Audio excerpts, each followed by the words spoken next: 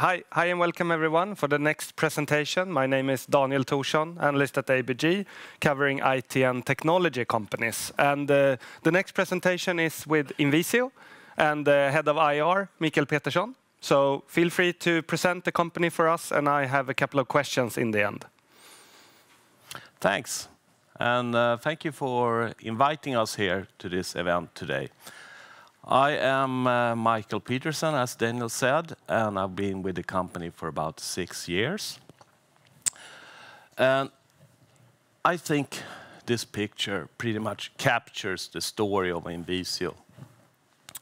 Our users that are police officers at football games, soldiers in the field, and recently also firefighters.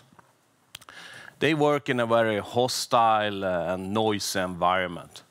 And we support them by enabling communication, crystal clear communication, and at the same time we protect their hearing. And this means that they can work more effectively, and they can also they run a lower risk of actually being killed in the worst case scenario. And after when they retire, the risk of long life hearing damage is less with tinnitus, so on. Let's see. Take some basic facts about our company. We celebrate 25 years this year. HQ is in Copenhagen. It's the Silicon Valley of the hearing industry. I think 2-3 of the largest ones are based down there. So there's a lot of competence and expertise, which is very good for our recruiting.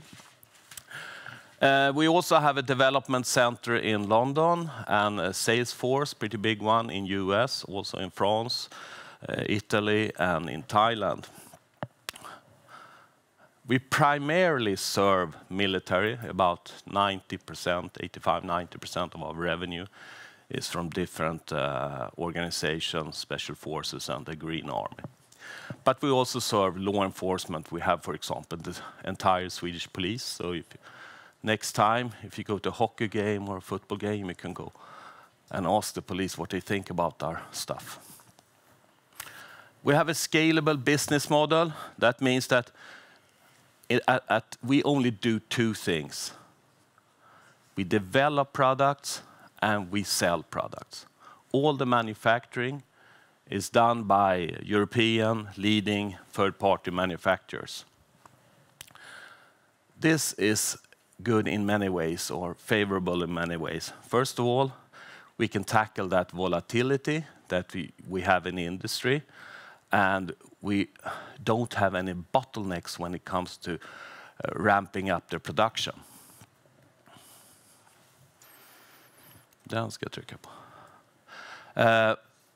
75-80% of our sales go through long-term contracts, running from 2 to maybe 10-15 years. And we are a growth company. Despite COVID, over the last 5 years, we have grown with close to 30% annually, with an EBIT margin exceeding 15%. And then one should keep in mind that we had a few bad quarters during COVID when we could not go out and visit our customers, and more or less sales to new customers stopped. I'm going to present our 3 product categories. This is the personal system under the INVISIO brand that is used mainly by police officers, special forces, and also in the Green Army. As you can see, there's a headset up there to the left. It's an in-ear headset. It's like your AirPods, but more painful in the beginning. But it could also be an over-the-ear, headset. Sorry. A cable goes down to the brain of the system where all the electronics are. And there you can maneuver what radio you want, and if you want to do any changes of the settings. Then there are cables going down to the sound source. It could be 2, 3 different radios, or it could be a PC or a telephone or whatever. A couple of years ago, we bought a company that is quite similar to us. The main difference is that they target a different customer group. The ones that work for 6, 8, 10 hours in a tank or some other platform. And so they tackle this constant low frequency noise that is very difficult to protect oneself from. The latest product category is our intercom system that enables users of the personal system to continue using it when they step into a vehicle. It could be a helicopter, it could be an armored troop transporter or a rib boat. It has 3 advantages. First of all, as I said, you can continue to communicate within the group and plan the next step of your mission. It also gives you access to the drivers and the fixed radios in the vehicle. And this is a product category that we believe strongly in. We think it's actually going to be bigger revenue-wise than the personal system. And now we are expanding with various add-on products. We have announced this year two new add-on products. So we are building a product family around this. I think I actually went out the press release from marketing earlier this week about we have added sort of a Wi-Fi function that to it. One unique aspect of this offer is that it's built upon one platform. And that means that old versions work with new versions. INVISIO branded products work with Racal Acoustic branded products. And so it's interchangeable. It's like an ecosystem. It's also plug and play, something that is highly appreciated by our users that work on such difficult conditions.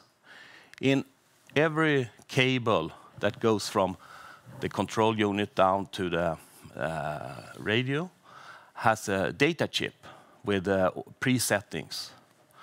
So it makes it's just plug and play and start use. Taking a look at the market. Here you can see the intercom system mounted in a helicopter.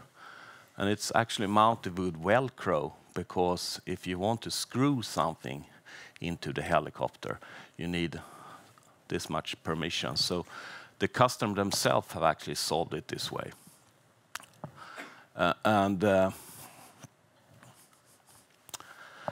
Our market is a niche market. It's quite slow.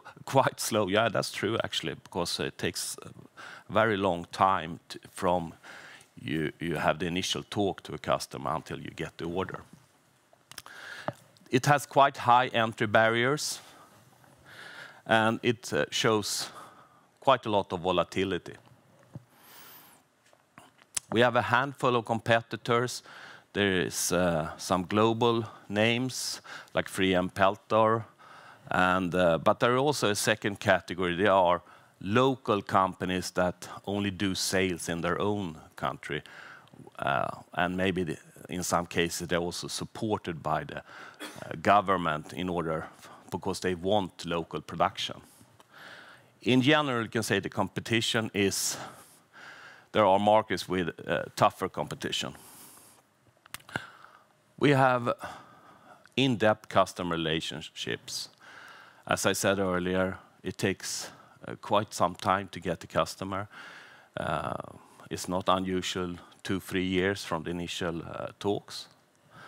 But the other side of the coin is that if you deliver what's expected of you, the customer stays with you for 10+ years.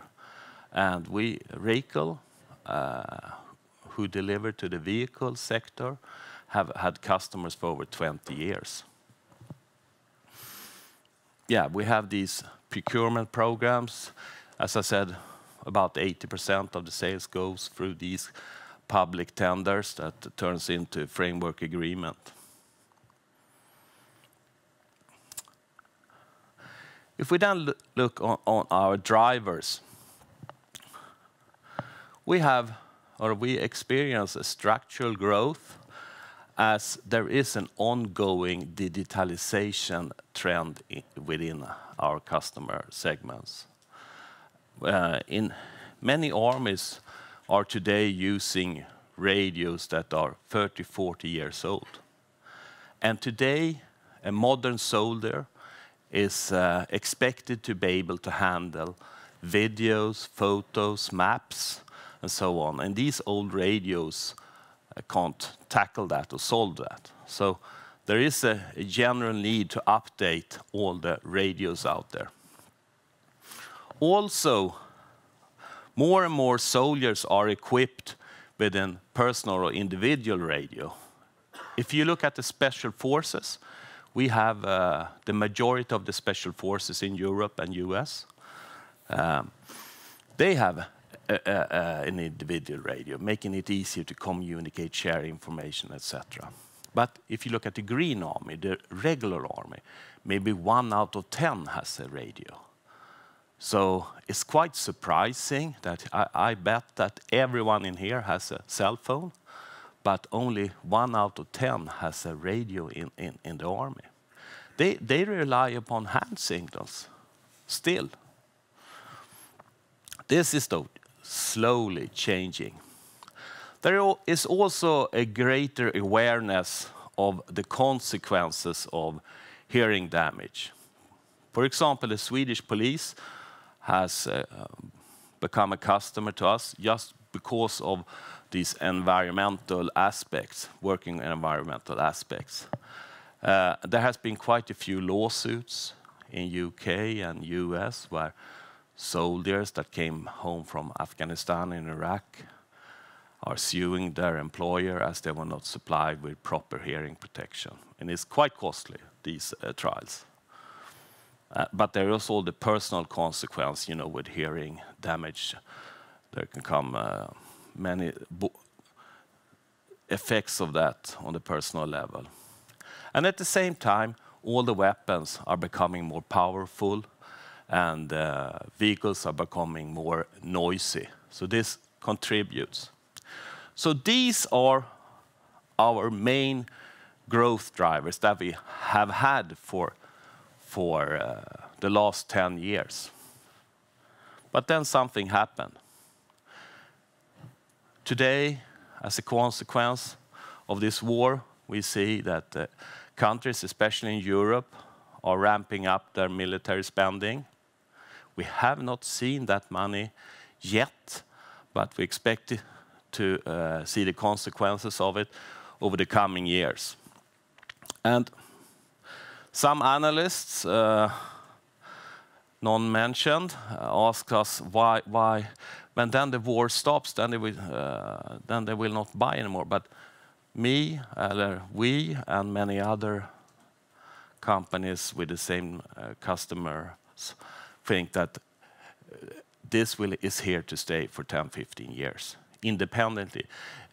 If the war stops tomorrow, it will have more or less very limited impact on the actual sales over the next coming years.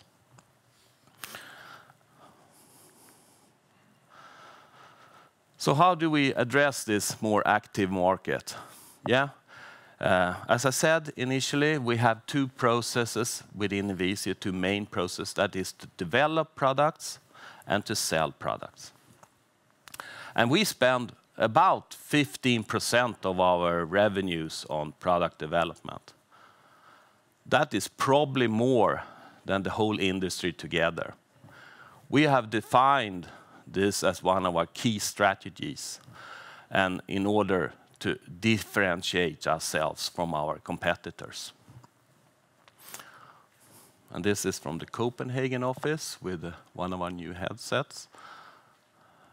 And this achievement we have for the last 6 years invested heavily in product development, and the film team told me not to move so much, so I better stay here.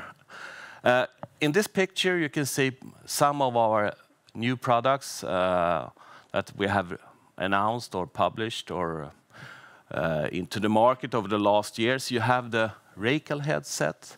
This is a digital headset for tanks, for example. And it's now conquering US as our main competitor has left the market there, actually.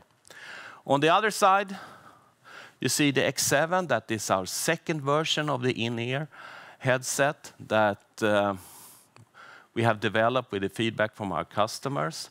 And in independent tests, it has shown outstanding performance. In a certain noise level, you can stay 8 hours. The second best, the first runner-up, you can stay 1 hour. So there's nothing better on the market than that headset.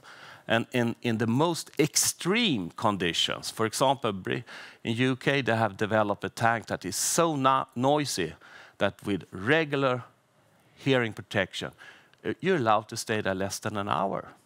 But if you combine this headset with that headset, and you can stay there much longer. And that shows one of the,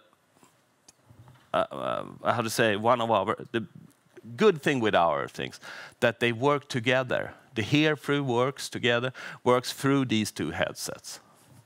It's a strength of the platform. Yeah, so we have invested a lot, and we are investing a lot in product development.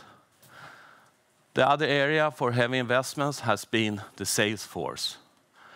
When I started, which will be 6 years this summer, we were about 100 people. Today we're 250. In these 250, it's R&D people as well as sales people and administration. But the sales force has grown substantially.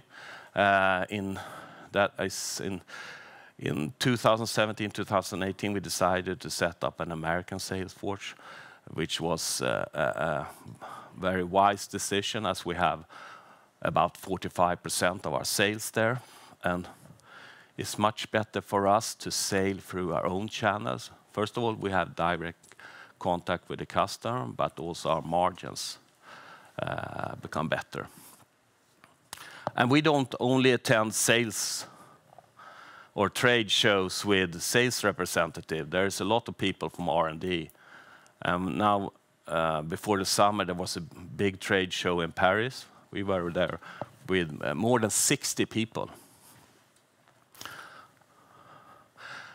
Have a quick look at the numbers so you get the feeling for where we are. The revenue in the last quarter was about 350,000. The year-to-date revenue was 1.2 billion, in line with the last year's full year result. The gross margin is slightly below where we want it in this quarter. We had in the spring a large order where we also sold the radios, which has never happened before. But the customer wanted us to deliver the complete solution, including the radios. And for these radios, we got less than 10% gross margin. So it has sort of had an effect on our. You can see for the full year last year, we were at 60. We want to be at 60, closing in on 65. The operating margin is 16. Last year it was close to 20. Going forward, we think that sales will grow faster than OPEX, giving us some leverage. And we would like the EBIT margin to be 20 plus. And we don't think that's impossible. And lastly, the order book is a good indicator on where we stand and what we're going to deliver over the next quarters. About 75–80% of this is delivered within 2 to 3 quarters. And at the moment, when we entered Q4, it stood in almost 900, if you're a little bit generous. So where do we go from here? Yeah. We have said that we want to achieve an average growth of 20% in the long term. We have managed with that for the last 5 years. We have an operating EBIT margin, or maybe I should explain this a little bit. It's a baseline. We want to exceed 15%. It's not reaching 15%, it's exceeding.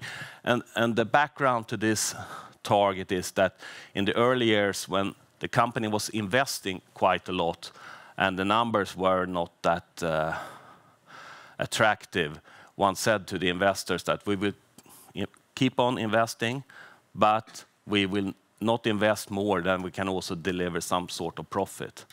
And in every meeting, I get questions on where we stand on this target, if it shouldn't be changed, the definition, or raised.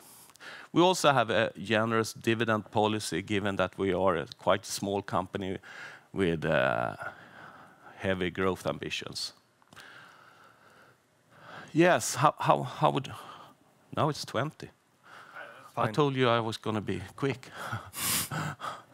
I think one of the main messages in my presentation, we are faced with a market that over the next 10, 15 years will have a high activity level. We have what you see today in our figures are revenue generated by our traditional drivers. We have yet not seen any of the expected military spending, the increased military spending.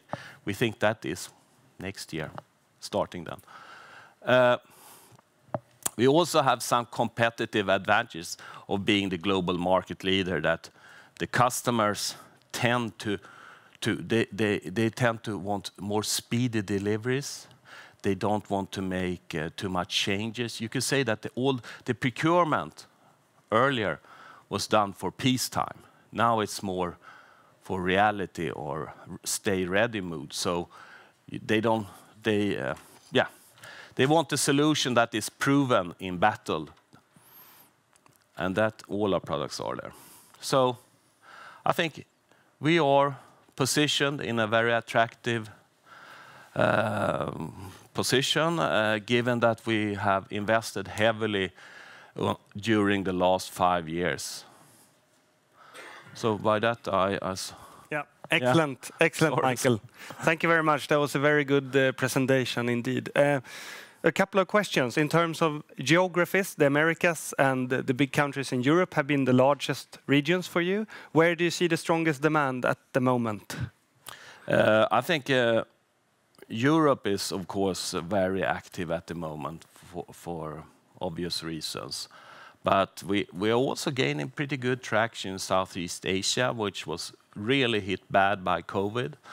And we are attending quite a few trade shows down there. And we already have some of the special forces, parts of the Japanese police. But I think what really differs us to other traditional companies, that you have to have much more patience, because things don't happen that fast as it does in other industries.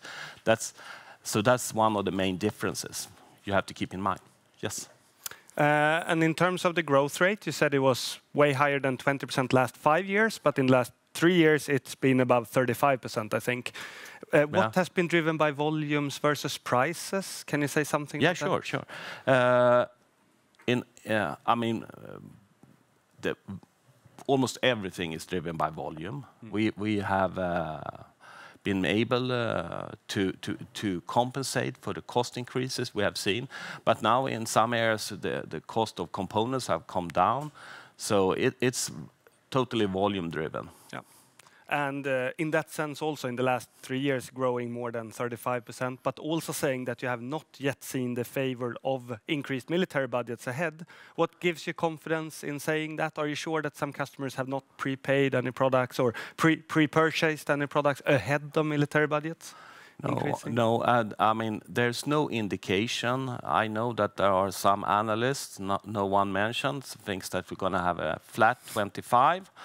But there are no indications that the demand will be lower next year. I would say on the contrary, as we are pretty late in the cycle for procurement or military stuff, we think that this demand we see today, will be added by the increased military spending. That's very clear. A final question. You mentioned that you expect intercom system to exceed personal systems in the future. Yeah. How big are they today? Can you say something about the sales? intercom, you can say that it's recently launched. Yeah. It had sales last year it had its commercial breakthrough last year, you could say. And we had sales for plus 100 million SEK, and yeah, it's about 10% of the total turnover. Yeah, and personal systems is the majority of the group. It's the INVISIO branded is about roughly half of our turnover, and Raquel is maybe 30%, and then we have law enforcement there also. Yeah, 10%. Excellent. Time is flying, so that was the last question. Thank you very much, Michael. Thank you.